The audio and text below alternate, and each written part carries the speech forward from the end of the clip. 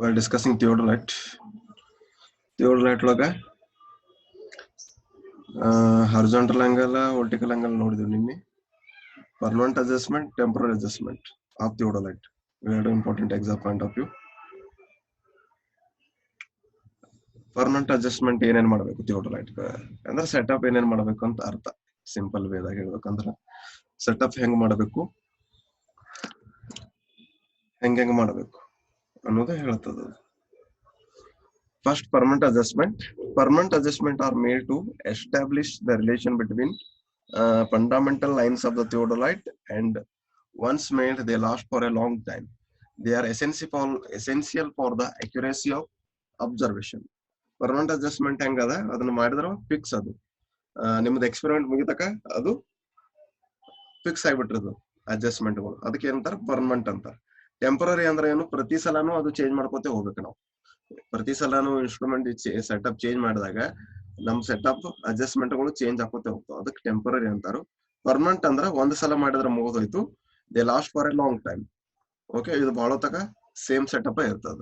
ಅದಕ್ಕೆ permanent adjustment ಅಂತಾರ. Permanent adjustment ಒಳಗ ಏನೇನ್ ಬರ್ತಾವು?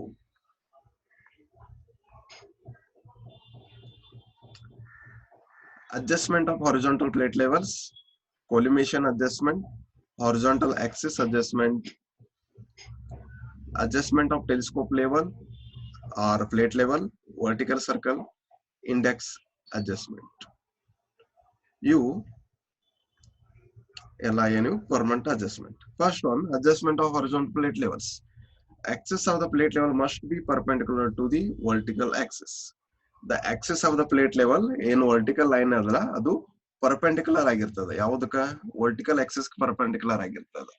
ಹಾರಿಜಾಂಟಲ್ ಆಕ್ಸಿಸ್ ಏನಿರ್ತದ ಲೈನು ಪ್ಲೇಟ್ ಲೆವೆಲ್ಗಳು ಅವು ಯಾವ್ದಕ್ ಪರ್ಪೆಂಡಿಕ್ಯುಲರ್ ಆಗಿರ್ಬೇಕಂದ್ರೆ ವರ್ಟಿಕಲ್ ಲೈನ್ಗೆ ಪರ್ಪೆಂಡಿಕ್ಯುಲರ್ ಆಗಿರ್ಬೇಕು. ಅದೊಂದು permanent adjustment.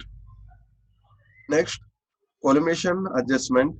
The line of collimation should coincide with the axis of the telescope and the axis of the objective slide and should be right angle to the horizontal axis.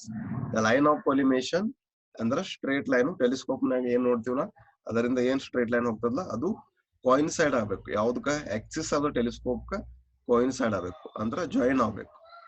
ಮತ್ತು axis of the objective slide should be at right angles to the horizontal axis. Same ಪ್ಲೇಟ್ಗಳಿಗೂ horizontal plates ಏನದಾವಲ್ಲ ಅವು ಲೈನಿಗೆ horizontal axis ಇರಬೇಕು, ಅಂದ್ರ perpendicular to the horizontal axis ಇರಬೇಕು. Horizontal axis adjustment. The horizontal axis must be perpendicular to the vertical axis. Okay, horizontal axis must be perpendicular to the vertical axis ಆಗಿರಬೇಕು. Adjustment of telescope level. Telescope level or altitude level must be parallel to the line of collimation. ಬಬಲ್ಗಳು ಮತ್ತು telescope level, telescope adjustment ಮುಂದೆ bubble adjustment ಮಾಡ್ತೀವಿ. ಆ ಬಬಲ್ಗಳು ಏನಾಗಬೇಕು? Parallel to the line of collimation ಆಗಿರ್ಬೇಕು. Vertical circle index adjustment. The vertical circle vernier must read 0 when the line of collimation is horizontal. Vertical circle vernier 0 ಆಗಿರ್ಬೇಕು ಯಾವಾಗಲೂ. Setup ಮಾಡೋ ಮುಂದೆ ಸ್ಟಾರ್ಟಿಂಗ್ 0ನೇ ತೋರಿಸ್ತದೆ. ಇನಿಷಿಯಲ್ ರೀಡಿಂಗ್ 0 ತೋರಿಸಿದಾಗ ಲೈನ್ ಆಫ್ ಕೊಲಿಮಿಷನ್ ಹಾರಿಜಾಂಟಲ್ ಆಗಿರ್ಬೇಕು. ಇವು ಎಲ್ಲ ಪರ್ಮನೆಂಟ್ ಅಡ್ಜಸ್ಟ್ಮೆಂಟ್ ಆಫ್ ಥಿಯೋಡೊಲೈಟ್. ಒಂದು ಹಾರಿಜಾಂಟಲ್ ಪ್ಲೇನ್ ಅಡ್ಜಸ್ಟ್ಮೆಂಟ್ ಮಾಡ್ಬೇಕು ನಾವು, ಅದು ಯಾವಾಗಲೂ ಪರ್ಪೆಂಡಿಕ್ಯುಲರ್ ಇರ್ತದೆ ವರ್ಟಿಕಲ್ ಆಕ್ಸಿಸ್ ಗೆ. Next, collimation adjustment. Line of the collimation should coincide with the axis of the telescope. Okay, line of collimation ಅಂದ್ರೆ ಏನು ನೋಡ್ಕೋಬೇಕು ನಾವು ಮೊದಲ. ಲೈನ್ ಆಫ್ ಕೊಲಿಮಿಷನ್ ಅಂದ್ರೆ ಏನು ಅನ್ನೋದು ಗೊತ್ತಾಗಬೇಕು ನಿಮಗೆ ಮೊದಲು. ಎಸ್, ಲೈನ್ ಆಫ್ ಕೊಲಿಮಿಷನ್ ಅಂದ್ರ ಟೆಲಿಸ್ಕೋಪ್ ಮೂಲಕ ಒಂದು ಏನು ನಾವೊಂದು ಸೈಟ್ ಮಾಡ್ತೀವಲ್ಲ, ಸ್ಟ್ರೇಟ್ ಲೈನ್, ಇದು ಡೈಫ್ರಾಗ್ರಾಮ್. ಇಲ್ಲಿ ಟೆಲಿಸ್ಕೋಪ್ ಇಲ್ಲಿಂದ ಲೈನ್ ಹೋಗಿರ್ತದ, ಇಲ್ಲಿ ನಾವು ಆ ಲೈನ್ ಅನ್ನ ಅಬ್ಸರ್ವ್ ಮಾಡ್ತೀವಿ. 3 ಹಾರಿಜಾಂಟಲ್ ಲೈನ್ ಇರ್ತಾವ, ಒಂದು ವರ್ಟಿಕಲ್ ಲೈನ್ ಇರ್ತದೆ. It is also known as line of sight. It is an imaginary line joining the intersection of the crosshairs of the diaphragm to the optical center of the object glass and its continuation. ಇದು line ಎಲ್ಲಿ coincide ಆಗ್ತದ? ಇದು diaphragm ಹೋಗಿ coincide ಆಗ್ತದೆ. ಆ ಲೈನಿಗೆ ಏನಂತಾರ? Line of ಕೊಲಿಮಿಷನ್ ಅಂತಾರ. Okay, ನಮ್ದೇನು ಇಮೇಜಿನ್ ಲೈನ್ ಬಂದಿರ್ತದ, ಇಮೇಜಿನ್ ಲೈನ್ ಅಂದ್ರೆ ನೀವು ಇಲ್ಲಿಂದ ನೋಡ್ತಿರ್ತೀರಿ, ಇದು ನಿಮ್ದು ಐ ಪೀಸ್. ಈಗ ಇಲ್ಲಿಂದ ಕಣ್ಣಿಲೆ ನಾವು ನೋಡ್ತಿರ್ತೀವಿ ಲೈನು, ಯಾವ್ದನ್ನ ನೋಡ್ತೀವಿ, ಇದನ್ನ ನೋಡ್ತಿರ್ತೀವಿ. 3 ಹಾರಿಜಾಂಟಲ್ ಕ್ರಾಸ್ ಇರ್ತಾವ, ಒಂದು ವರ್ಟಿಕಲ್ ಕ್ರಾಸ್ ಇರ್ತದೆ. ಓಕೆ, ಅವು ಲೈನ್ಗಳು ಇದಕ್ಕೆ ಕಾಯಿನ್ಸೈಡ್ ಆಗ್ಬೇಕು, ಅದಕ್ಕೆ ಏನಂತಾರ ಲೈನ್ ಆಫ್ ಕೊಲಿಮಿಷನ್. ಇದು ಏನಾಗಿರ್ಬೇಕು, ಯಾವಾಗಲೂ perpendicular to the vertical axis. ಈ ಲೈನ್ ಗೆ ಪರ್ಪೆಂಡಿಕ್ಯುಲರ್ ಆಗ್ತದೆ, ರೈಟ್ ಆಂಗಲ್ ಟ್ಯಾಂಗಲ್ 90 ಡಿಗ್ರಿ ಆಂಗಲ್ ನಾಗ ಬಂದಿರ್ತದ. ಅದಕ್ಕೆ ಏನಂತಾರ ಲೈನ್ ಆಫ್ ಕೊಲಿಮಿಷನ್ ಅಂತಾರ. ಅದನ್ನೇ ಹೇಳ್ತಾರ ಲೈನ್ ಆಫ್ ಕೊಲಿಮಿಷನ್ ಏನಾಗಿರ್ಬೇಕು, ಪರ್ಪೆಂಡಿಕ್ಯುಲರ್ ಆಗಿರ್ಬೇಕು. ಯಾವ್ದಕ್ಕೆ ಪರ್ಪೆಂಡಿಕ್ಯುಲರ್ ಆಗಿರ್ಬೇಕು, ಹಾರಿಜಾಂಟಲ್ ಆಕ್ಸಿಸ್ ಗೆ ಪರ್ಪೆಂಡಿಕ್ಯುಲರ್ ಆಗಿರ್ಬೇಕು. ಓಕೆ, ಮತ್ತೆ ಇವು ಪರ್ಮನೆಂಟ್ ಅಡ್ಜಸ್ಟ್ಮೆಂಟ್ ಗಳು ಫಿಕ್ಸ್ ಆಗಿರ್ತಾವ, ಇದು ಚೇಂಜಸ್ ಆಗಂಗಿಲ್ಲ. ಇವು ಒಮ್ಮೆ ಮಾಡಿದ್ರೆ ಮುಗೀತು, ಹಗಲೆಲ್ಲ ಚೇಂಜ್ ಮಾಡೋದು ಅಗತ್ಯ ಇಲ್ಲ. ಆದ್ರೆ ಟೆಂಪರರಿ ಅಡ್ಜಸ್ಟ್ಮೆಂಟ್ ಒಳಗೆ ಏನಾಗ್ತದೆ, ನಾವು ಹಗಲೆಲ್ಲ ಚೇಂಜ್ ಮಾಡ್ಬೇಕಾಗುತ್ತೆ. ಅದೇ ಮೇನ್ ಡಿಫರೆನ್ಸ್ ಆಗಿರೋದು.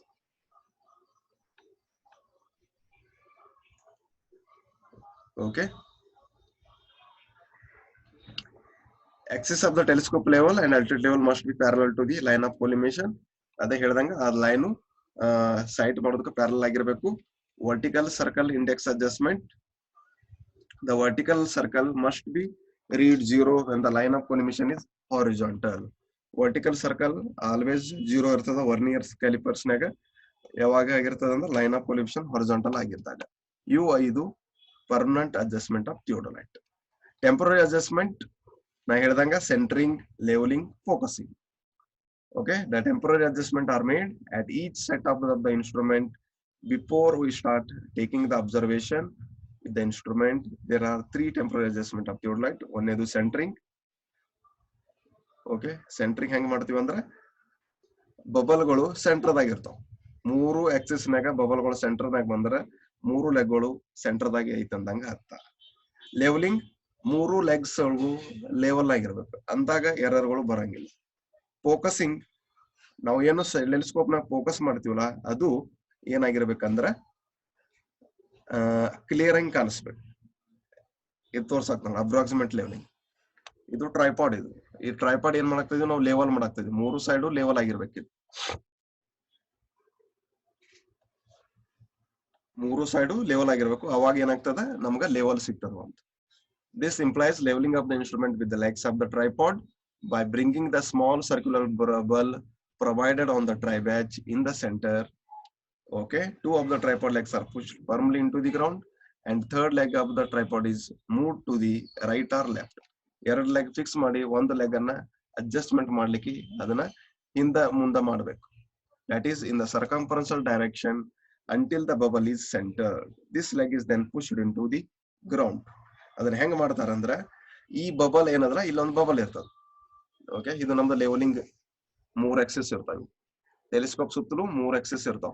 ಇವನ್ನ ರೊಟೇಟ್ ಮಾಡ್ತೀವಿ, ಒಂದು ಕ್ಲಾಕ್ ವೈಸ್, ಇನ್ನೊಂದು ಆಂಟಿ ಕ್ಲಾಕ್ ವೈಸ್. ಓಕೆ, ಒಂದು ಕ್ಲಾಕ್ ವೈಸ್ ಹೋದ್ರೆ ಇನ್ನೊಂದು ಆಂಟಿ ಕ್ಲಾಕ್ ವೈಸ್ ಹೋಗ್ತದೆ. ಹಂಗ್ ಮಾಡಿ ಏನ್ ಮಾಡ್ತೀವಿ, ಈ ಬಬಲ್ ಇರ್ತದ ಇಲ್ಲಿ ಸೆಂಟರ್ ದಾಗ, ಅದು ಲೆವೆಲ್ ಬರಬೇಕು. ಎಕ್ಸಾಕ್ಟ್ಲಿ ಸೆಂಟರ್ ದಾಗ ಬಂದ್ ನಿಂತಿರ್ಬೇಕು, ಅವಾಗ ನಮ್ದು ಲೆವೆಲ್ ಆಗೈತೆ ಅಂತ ನಮಗ ಅನಿಸ್ತದೆ. This means making the vertical axis truly vertical. This is done with the help of the foot screws. The procedure as follows. ಇದಕ್ಕೆ ಏನಂತಾರ, ಫುಟ್ ಸ್ಕ್ರೂಸ್ ಅಂತಾರ. ಫುಟ್ ಸ್ಕ್ರೂಸ್ ಮೂಲಕ ಏನ್ ಮಾಡ್ತೀವಿ ನಾವು, ಲೆವೆಲ್ ಮಾಡ್ಕೋತೀವಿ 3. The longer plate level is brought parallel to any 2 foot screws. First one, ಇವು ಎರಡು A and B ಗೆ ಇದು ಪ್ಯಾರಲಲ್ ಆಗಿರ್ಬೇಕು ಮತ್ತು ಬಬಲ್ ಸೆಂಟರ್ ದಾಗ ಆಗಿರ್ಬೇಕು. ಇದು ಫಸ್ಟ್ ಪ್ರೊಸೀಜರ್.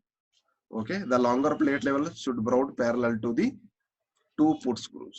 ಲಾಂಗರ್ ಯಾವ್ದಾಗಿರ್ತಾವ, ಇವೆರಡು ಲಾಂಗರ್ ಅದಾವು. ಓಕೆ, ಆಮೇಲೆ ವರ್ಟಿಕಲ್ ಏನಾಗಿರ್ಬೇಕು, ಲೆವೆಲ್ ಆಗಿರ್ಬೇಕು. ಅಂದ್ರೆ ಬಬಲ್ ಸೆಂಟರ್ ದಾಗ ಬರ್ಬೇಕು, ಅಷ್ಟೇ ನಮ್ದು ಉದ್ದೇಶ.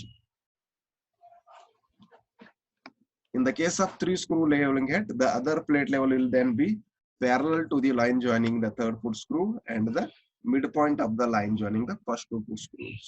As shown in figure, 2 foot screw ಆಗಂತೆ 3ನೇದಕ್ಕೂ ಟ್ರೈ ಮಾಡಬೇಕು.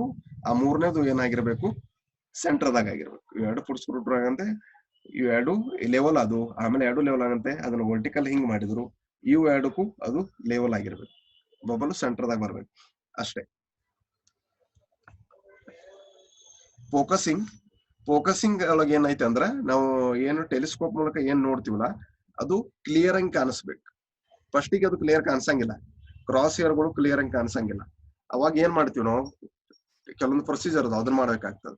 Telescope directed towards the sky or a sheet of white paper held in front of the object.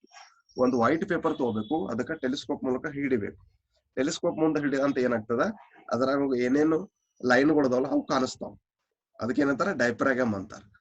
Okay, ಅಥವಾ ಆಕಾಶನ ತೋರಿಸ್ಬೇಕು ಅದಕ್ಕೆ, ಅಂದ್ರೆ ಯಾವುದೇ ಒಂದು ವಸ್ತುವನ್ನು ತೋರಿಸ್ಬೇಕು ಮೇಗಿಂದ, ಅವಾಗ ಅದು ಕ್ಲಿಯರ್ ಆಗಿ ಕಾಣಿಸ್ತದೆ. The eyepiece is moved in and out until the cross hair appears clear and distinct. Eyepiece surrounding ಏನ್ ಮಾಡಿರ್ತಾರ, ಒಂದು ಇದನ್ನ ಕೊಟ್ಟಿರ್ತಾರೆ ಸ್ಕ್ರೂ, ಅದನ್ನ ಒಳಗ ಹೊರಗ ಮಾಡ್ಬೇಕು. In and out, clockwise anticlockwise ತಿರುಗಬೇಕು. ಅವಾಗ ಏನಾಗ್ತದ, ಅದು ಕ್ರಾಸ್ ಹೇರ್ಗಳು ಅಪಿಯರ್ ಕ್ಲಿಯರ್ ಆಗ್ತಾವ.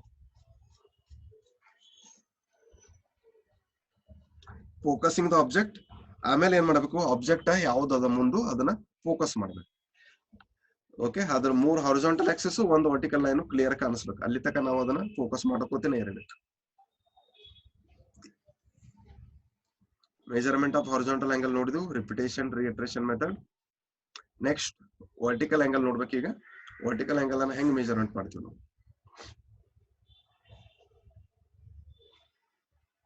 The theodolite is set up at O. Theodolite set up at O. Same. ಇಲ್ಲಿ ಇನ್ಸ್ಟ್ರೂಮೆಂಟ್ ಸೆಟಪ್ ಮಾಡಿದ್ವಿ ನಾವು. ಇನ್ಸ್ಟ್ರೂಮೆಂಟ್ ಸೆಟಪ್ ಮಾಡಿ ಏನ್ ಮಾಡಿದ್ವಿ, ಸೆಂಟರ್ಡ್ ಅಂಡ್ ಲೆವೆಲ್ ಸೇಮ್ ನಾ ಹೇಳ್ದಂಗ ಬಬಲ್ ಮೂಲಕ ಸೆಂಟರ್ ಮತ್ತು ಲೆವೆಲಿಂಗ್ ಮಾಡಿದ್ವಿ properly. The zero of the vernier C and D are set up at 0 degree mark of the vertical circle which is fixed to the telescope. The telescope is then clamped. First ಗೆ 0 ತೋರಿಸ್ಬೇಕು reading, ಅದು compulsory. Initial reading always 0. Okay, 2 ವರ್ನಿಯರ್ದಾಗ 2 vernier callipers ಇರ್ತಾವ, ಅದ್ರಾಗ 2 0 ತೋರಿಸ್ತದ. ಅವಾಗ telescope ನಾವು fix ಮಾಡ್ಕೋತೀವಿ ಎಲ್ಲಿ, O point. Then plate bubble is brought to center with the help of foot screws in the usual manner. Then the altitude bubble is brought to center by means of pulley screw. At this position the line of collimation is exactly horizontal. ಅದ್ ಹೇಳ್ದಂಗ ಬಬಲ್ಗಳು centre ತೊಗೊಂಬರ್ಬೇಕು using foot screws. 2 side clockwise anticlockwise ಮಾಡ್ಕೋತ ಕುಂಡಿರ್ಬೇಕು. ಮಾಡ್ಕೋತ ಕೂತಾಗ ಏನಾಗ್ತದ, bubble centre ಬರ್ತದ. ಅವಾಗ ಏನಾಗ್ತದ, ಹಾರಿಜಾಂಟಲ್ ಲೈನು ನಿಮ್ದು ಲೈನ್ ಆಫ್ ಕೊಲಿಮಿಷನ್ ಏನದ ಅದು ಎಕ್ಸಾಕ್ಟ್ಲಿ ಹಾರಿಜಾಂಟಲ್ ಆಗ್ತದೆ.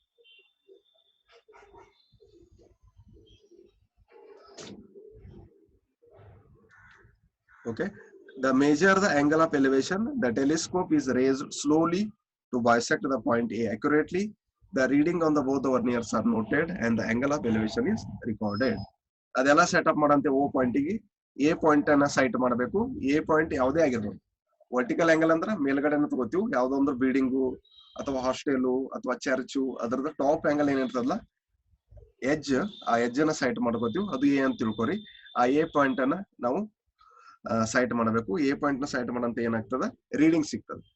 2 ರೀಡಿಂಗ್ ಸಿಗ್ತಾವು, ಒಂದು ವರ್ನಿಯರ್ ರೀಡಿಂಗು, ಇನ್ನೊಂದು ಆಂಗಲ್. ಆ 2 ರೀಡಿಂಗ್ ಅನ್ನ ನೋಟ್ ಮಾಡ್ಕೋಬೇಕು.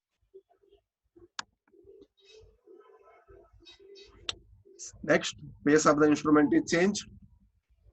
ನಾ ಹೇಳ್ದಂಗ left face right face face of the instrument change ಮಾಡ್ಕೋಬೇಕು. ಮತ್ತು point A again bisected, same repeat procedure. ಮತ್ತೆ A ಪಾಯಿಂಟ್ ಅನ್ನು ಮತ್ತೆ ಸೈಟ್ ಮಾಡಬೇಕು. Readings on the verniers are noted. A always 0 ಇರ್ತದ, B ಕ ರೀಡಿಂಗ್ ಇರ್ತದ.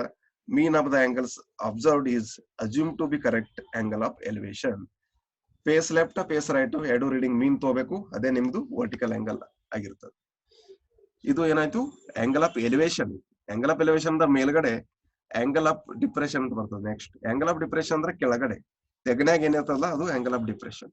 The telescope is lowered slowly and the point B is bisected.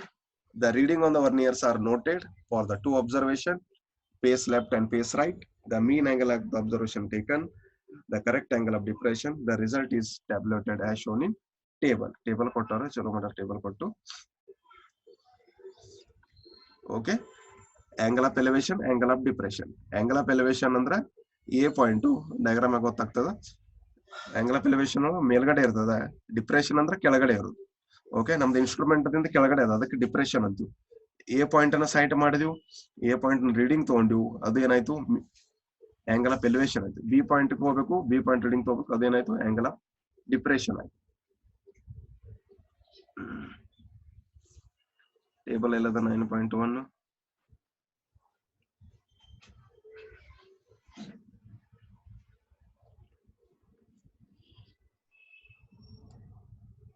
9.6 table ನೋಡ್ರೆ ಗೊತ್ತಾಗುತ್ತೆ ನಿಮ್ಗೆ ಹೆಂಗದಂತ.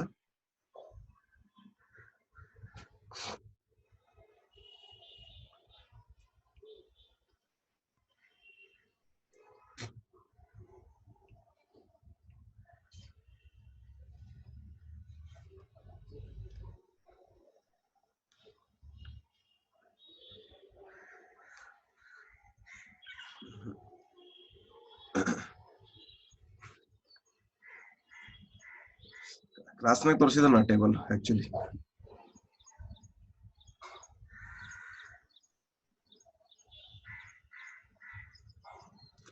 Table 9.4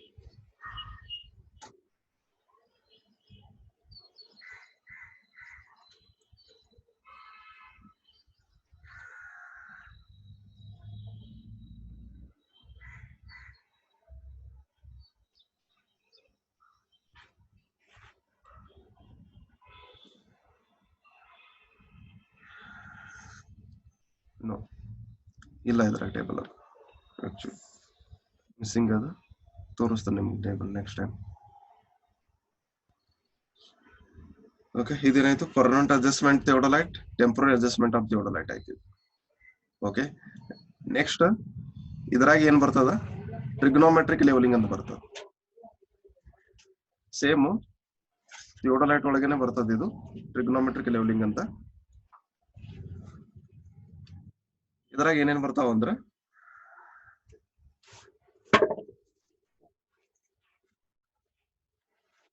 indirect method of levelling. ಇದು ಲೆವೆಲಿಂಗ್ ಮಾಡ್ತದ ಹೈ ಲೋ ಎಷ್ಟದಂತ, ಹೈ ರೈಸ್ ಮತ್ತು fall ಅಂತ ಬರ್ತಾವ. ರೈಸ್ ಫಾಲ್ ಎಷ್ಟು ಬರ್ತದಂತ ಮೆಜರ್ಮೆಂಟ್ ಮಾಡ್ತದ. ಹೆಂಗಂದ್ರ ಎಕ್ಸಾಂಪಲ್ ಒಂದು ರಿವರ್ ಅದಂತ ತಿಳ್ಕೊರಿ. ನಾವು ರಿವರ್ದು ಲೆಂತ್ ಕಂಡಿಡಿಯಾಗ್ತದೆ, ಲೆಂತ್ ಅಥವಾ ವಿಡ್ತ್ ಕಂಡಿಡಿಯಾಗ್ತದೆ. ಅದನ್ನ ಹೆಂಗ ಕಂಡಿಡಿಬೇಕು? Okay, without obstacle, with obstacle. ಅಂದ್ರೆ ಒಂದು ಆಬ್ಸ್ಟಾಕಲ್ ಅದ, ನಮಗೆ ಒಂದು ಏನೋ ಒಂದು ಮೆಜರ್ಮೆಂಟ್ ಮಾಡಾಕ್ತಿದ್ವಿ, ನಡ್ಬಾರ್ಕ್ ಒಂದು ಆಬ್ಸ್ಟಾಕಲ್ ಬರ್ತದ. ಆಬ್ಸ್ಟಾಕಲ್ ಬಂದಾಗ ನಾವು ಅದನ್ನ ಲೆವೆಲಿಂಗ್ ಹೆಂಗ್ ಮಾಡ್ತೀವಿ, ಡಿಸ್ಟೆನ್ಸ್ ಅನ್ನ ಹೆಂಗ್ ಕ್ಯಾಲ್ಕುಲೇಟ್ ಮಾಡ್ತೀವಿ ಅನ್ನೋದೇ ಹೇಳೋದಕ್ಕೆ ಏನಂತಾರ ಟ್ರಿಗ್ನೋಮೆಟ್ರಿಕ್ ಲೆವೆಲಿಂಗ್ ಅಂತ. ಟ್ರಿಗ್ನೋಮೆಟ್ರಿಕ್ ಅಂದ್ರೆ using trigonometrical measurement, sine theta, cos theta, tan theta ಇವನು ಯೂಸ್ ಮಾಡ್ಕೊಂಡ್ರೆ ನಾವು ಏನ್ ಮಾಡ್ತೀವಿ, ಟ್ರಿಗ್ನೋಮೆಟ್ರಿಕ್ ಲೆವೆಲಿಂಗ್ ಅನ್ನ ಮಾಡ್ತೀವಿ. This is indirect method of levelling. In this method, difference in elevation of the points is determined from the observed vertical angle and measured distance. Vertical angles are measured with transit theodolite, and the distance measured are directly plane surveying or geodetic surveying. ಇದೇನ್ ಮಾಡ್ತದ, difference ಇನ್ elevation ಕಂಡುಹಿಡಿತದ ಮತ್ತು points missing ಏನದ ಅವನು ಕಂಡುಹಿಡಿತದ. ಅದ್ರ ಮೂಲಕ ಏನ್ ಮಾಡ್ತೀವಿ, vertical angle ಮತ್ತು ಡಿಸ್ಟೆನ್ಸ್ ಅನ್ನು ಮೆಜರ್ಮೆಂಟ್ ಮಾಡ್ತೀವಿ. Trigonometric leveling is commonly used in topographical work to find out the elevation of the top of the building, chimney, church, spires, and so on. ಇದು ಎಲ್ಲಿ ಯೂಸ್ ಆಗ್ತದೆ ಅಂದ್ರೆ mainly topographical work. Example elevation of the top of the building. Example ಒಂದು church ಅದ, ಅದರದ ಚಿಮ್ನಿದ height ಎಷ್ಟ ಅದ ಅದನ್ನ ಕಂಡುಹಿಡಿಯಕ್ಕೆ ಯೂಸ್ ಮಾಡ್ತೀವಿ. ಓಕೆ, ಇಂಡಸ್ಟ್ರಿ ಅದ, ಆ ಇಂಡಸ್ಟ್ರಿದು ಚಿಮ್ನಿ ಏನ್ ಇರ್ತದಲ್ಲ, ಆ ಬಂಬುದು ಹೈಟು ಮತ್ತು ಎಲಿವೇಶನ್ ಎಷ್ಟದ, ಬಿಲ್ಡಿಂಗ್ ಎಲಿವೇಶನ್ ಎಷ್ಟದ, ಓಕೆ, ಚರ್ಚ್ ಎಲಿವೇಶನ್ ಎಷ್ಟದ ಅದನ್ನ ಕಂಡುಹಿಡಿಯಕ್ಕೆ ಯೂಸ್ ಮಾಡ್ತೀವಿ.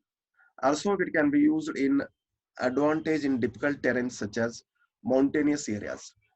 ಕೆಲವೊಂದು ಹಿಲ್ಲಿ ಏರಿಯಾದಾಗ ಎಲಿವೇಶನ್ ಮೆಜರ್ಮೆಂಟ್ ಮಾಡ್ಲಿಕ್ಕೆ, ಹೈಟ್ ಮೆಜರ್ಮೆಂಟ್ ಮಾಡ್ಲಿಕ್ಕೆ ಯೂಸ್ ಮಾಡ್ತಾರೆ.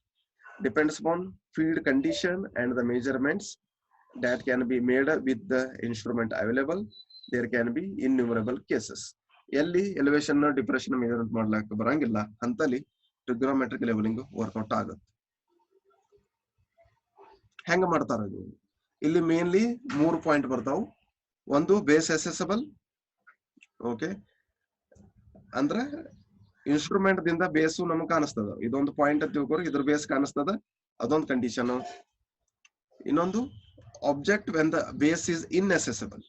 ಬೇಸು ನಮಗ್ ಕಾಣಿಸಂಗಿಲ್ಲ. ಎಕ್ಸಾಂಪಲ್, ಈ ಬೇಸು ನಮಗ್ ಕಾಣಿಸೋಲ್ತು, ನಮ್ದು ಇಮ್ಯಾಜಿನೇಷನ್, ಅದು ಬೇಸ್ ನಮ್ಗೆ ಕಾಣಿಸೋಲ್ತು. ಅಂದ್ರೆ ಹೊಳಿ ಚಿಕ್ಕದ, ರಿವರ್ ಆ ಸೈಡ್ ಇದ್ರೆ ನಮ್ಗೆ ಬೇಸ್ ಕಾಣಿಸಂಗಿಲ್ಲ, ಓನ್ಲಿ ಹೈಟ್ ಕಾಣಿಸ್ತದೆ. ಅವಾಗ ಅದನ್ನ ಹೆಂಗ ಕಂಡುಹಿಡಬೇಕು ಎಲಿವೇಶನ್. ಓಕೆ, ಇದೊಂದು ಮೇನ್ ಪಾಯಿಂಟ್. ನೆಕ್ಸ್ಟ್ ಇನ್ನೊಂದು ಏನ್ ಬರ್ತದ ಅಂದ್ರ base is accessible, base is not accessible. Third point is base is inaccessible but instrumentation at different plane. Elevated object are not in same vertical plane. ಇವು ಮೂರು condition ಬರ್ತಾವ ಇದ್ರ. ಮೊದಲು ಬೇಸ್ ಅಸೆಸಬಲ್ ಇದ್ದಾಗ ಹೆಂಗ್ ಮೆಜರ್ಮೆಂಟ್ ಮಾಡಬೇಕು, ಬೇಸ್ ಅಸೆಸಬಲ್ ಇದ್ದಾಗ elevation ಅಥವಾ ಹೈಟು ಹೆಂಗ್ ಕಂಡಿಡ್ಬೇಕು. ಓಕೆ, ಇದೊಂದು ನಮ್ದು ಚಿಮ್ನಿ ಅಂತ ತಿಳ್ಕೊರಿ. ಇದ್ರದ್ದು ಹೈಟು ನಮಗ್ ಗೊತ್ತಿಲ್ಲ, ಎಚ್ ನಮಗ್ ಗೊತ್ತಿಲ್ಲ, ಎಚ್ ನ ನಾವು ಕಂಡಿಡಿಯತ್ತಿದ್ವಿ. ಆ ಎಚ್ ಗೆ ಏನಂತಾರ, ಎಲಿವೇಶನ್ ಅಂತಾರ. ಓಕೆ, ಇದ್ರದ್ದು ಬೇಸ್ ನಮಗ್ ಗೊತ್ತದ. ಏನದು ನಮ್ದು ಬೇಸ್. ಇನ್ಸ್ಟ್ರೂಮೆಂಟ್ ಎಲ್ಲಿ ಸೆಟಪ್ ಮಾಡಿದೆವು, ಇಲ್ಲಿ ಸೆಟಪ್ ಮಾಡ್ತೀವಿ. ಬೆಂಚ್ ಮಾರ್ಕ್ ಇಲ್ಲಿ ತಗೊಂಡು, ಬೆಂಚ್ ಮಾರ್ಕ್ ಅಂದ್ರೆ ಒಂದು ಟ್ರೀ ಅಥವಾ ಒಂದು ಲೈಟ್ ಕಂಬ, ಅದು ಬೆಂಚ್ ಮಾರ್ಕ್ ಆಗಿರ್ತದೆ. ಓಕೆ, ಎಸ್ ಅಂದ್ರೆ ಸ್ಟಾಪ್ ರೀಡಿಂಗ್, ಎಚ್ ಒನ್ ಅಂದ್ರೆ height of the instrument, D ಅಂದ್ರೆ distance between instrument and that object. ಇದು ನಮ್ಗೆ ಗೊತ್ತಿಲ್ಲ ಯಾವ್ದು ಆಬ್ಜೆಕ್ಟ್ ಐತೆ ಅನ್ನೋದು. ಅದ್ರ ಡಿಸ್ಟೆನ್ಸ್ ಎಷ್ಟಾಗಿರ್ತದೆ, ಡಿ ಆಗಿರ್ತದೆ. ಆಂಗಲ್ ತೀಟಾ ಆಗಿರ್ತದೆ. ಆಂಗಲ್ ತೀಟಾ ಇಲ್ಲಿ ಆಲ್ವೇಸ್ ಏನಾಗಿರ್ತದ, ಟ್ಯಾನ್ ತೀಟಾ ಆಗಿರ್ತದೆ. ಟ್ಯಾನ್ ತೀಟಾ ಎದಕ್ಕಂದ್ರ ಅಪೋಸಿಟ್ ಗೊತ್ತಿಲ್ಲ, ಅಡ್ಜಸೆಂಟ್ ಗೊತ್ತಿಲ್ಲ. Okay, opposite divided by adjacent is tan theta. ಅದ್ರ ಸಂಬಂಧ ಇಲ್ಲಿ ಟ್ಯಾನ್ ತೀಟಾ ಬರ್ತದೆ. ಏನೇನ್ ಕೊಟ್ಟಾರ ನೋಡ್ಬೇಕು ಮೊದಲು. It is assumed that horizontal distance between instrument and end object can be measured accurately in figure 1. B ಅನ್ನೋದು instrumentation. Okay, B is instrumentation. ಎಲ್ಲದ ಬಿ ಪಾಯಿಂಟ್, ಇದು ಬಿ ಇನ್ಸ್ಟ್ರೂಮೆಂಟೇಶನ್ ಆಗಿರ್ತದ. Next F is point to be observed. F point ಗೊತ್ತಿಲ್ಲ, chimney ಅಂತ ತಿಳ್ಕೊರಿ. C centre of the instrument. C ಅನ್ನೋದೇನು, centre of the instrument. F vertical object. F ಅನ್ನೋದು ಒಂದು vertical object, ಚಿಮ್ನಿಯೋ ಅಥವಾ ರೂಪೋ ಟವರೋ ಅಂತ ತಿಳ್ಕೊಬಹುದು. D is equal to C horizontal distance between object and instrument. Horizontal distance between object and instrument, ಅದಕ್ಕೆ ಏನಂತಾರ, ಡಿ ಅಂತ. H1 height of the instrument at B. H1 is height of the instrument is to height FP. H is height of the elevation or FP. Next, S reading on the leveling staff held vertical on the benchmark. S annodenu, reading on the benchmark vertical held. Theta angle of elevation of the top of the object. ಈ theta ನಮಗೆ ಗೊತ್ತಿಲ್ಲ ಎಷ್ಟೈತೆ ಅನ್ನೋದು, ಅದನ್ನೇ ಕಂಡುಹಿಡಿತೀವಿ ನಾವು. Angle of the elevation of top of the object. From triangle CFE, from triangle CFE ಏನ್ ತಗೋಬೇಕಂದ್ರೆ tan theta ತಗೋಬೇಕು. ಟ್ಯಾನ್ ಥೀಟಾ ಎದಕ್ಕೆ ತಗೋಬೇಕಂದ್ರೆ ಅಪೋಸಿಟ್ ಗೊತ್ತಿಲ್ಲ, ಎಚ್ ಗೊತ್ತಿಲ್ಲ ಮತ್ತು ಡಿ ಗೊತ್ತಿಲ್ಲ. Opposite divide by adjacent is tan theta. Opposite divide by adjacent is tan theta. ಹಂಗಾಗಿ ನಾವು ಅದನ್ನ ತಗೋತೀವಿ. Tan theta is equal to ಏನಾಗ್ತದ, F E divided by C. tan theta is equal to FE divided by C. ಅಂದ್ರ H divided by D ಅಂದ್ರ ಏನಾಯ್ತು, tan theta ಆಯ್ತು. Okay, FE is equal to C tan theta. So H is equal to D in tan theta ಆಯ್ತು. If the reading on the staff kept at the benchmark is S with the line of sight, RL of F is equal to RL of benchmark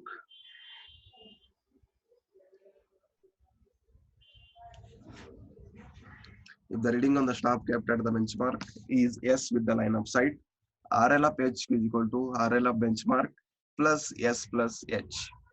RL of F ಕಂಡುಹಿಡಿಯಲಿಕ್ಕೆ ಏನ್ ಮಾಡ್ತೀವಿ, ಇದರದು reduce level F ಅದು ಏನ್ ತಗೋತೀವಿ ಅಂದ್ರೆ RL of benchmark plus S plus H. RL of benchmark plus S plus H.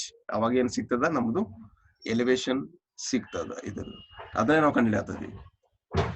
Okay, the method is usually employed when the distance between the instrument and the object is small. This method is usually employed when the distance between the instrument and the object is small. ಇದು ಯಾವಾಗ use ಆಗುತ್ತೆ ಅಂದ್ರೆ distance between instrument object ಕಡಿಮೆ ಇದ್ದಾಗ, ಅಂದ್ರೆ ಇದರ distance between instrument object ಕಡಿಮೆ ಇದ್ದಾಗ ಅಷ್ಟೇ ಇದು ಮೆಥಡ್ ಯೂಸ್ ಆಗ್ತದೆ. However, if the distance is large, then combined correction for curvature and refraction should be applied. Distance large ಇದ್ದಾಗ ಏನ್ ಮಾಡ್ಬೇಕಂದ್ರೆ ಡೈರೆಕ್ಟ್ಲಿ ಒಂದು ಫಾರ್ಮುಲಾ ಕೊಟ್ಟಾರು, ಅದನ್ನ ಅಪ್ಲೈ ಮಾಡಬೇಕು. C is equal to 0.06728 D square metres when D is in kilometre. ಹೇಳಲ್ಲ, D ಮೀಟರ್ದಾಗಿತ್ತ ಅಂದ್ರೆ ಈ ಫಾರ್ಮುಲಾ ಯೂಸ್ ಮಾಡಬೇಕು. R L bench mark plus S plus D tan theta alpha. ಆದ್ರ ಕಿಲೋಮೀಟರ್ ದಾಗಿದ್ದಾಗ ಡಿಸ್ಟೆನ್ಸ್ ಎರಡೂ ನಡಬಾರಕ ಕಿಲೋಮೀಟರ್ ದಾಗಿದ್ದಾಗ ಏನ್ ಮಾಡಬೇಕು, ಅವರು ಡೈರೆಕ್ಟ್ಲಿ ಫಾರ್ಮುಲಾ ಕೊಟ್ಟಾರ. C is equal to 0.06728 D square when d is in kilometer. Okay, ಇದು ಫಾರ್ಮುಲಾ. ನಾರ್ಮಲ್ ಫಾರ್ಮುಲಾ ಏನದ, R L of F is equal to R L of bench mark plus S plus D tan theta plus C. ಅದು ನಮ್ದು formula. R L of R L of bench mark, ಆಮೇಲೆ S, ಆಮೇಲೆ D tan theta plus C.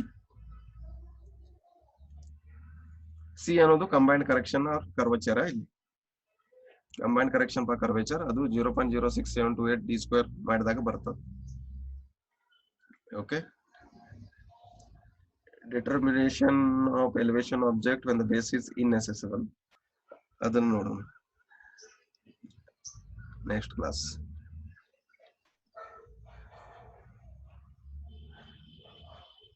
ಮೂರು ಜನ ಉಳಿದಾರ. ಅಭಿಷೇಕ್ ಬರ್ಬೇಕಾರೆ ಎಲ್ಲೆಲ್ಲಿ ಹೋಗಿ ಬರ್ತೀವಿ ಮಾರಾಯ ನೀ? ಬರೋ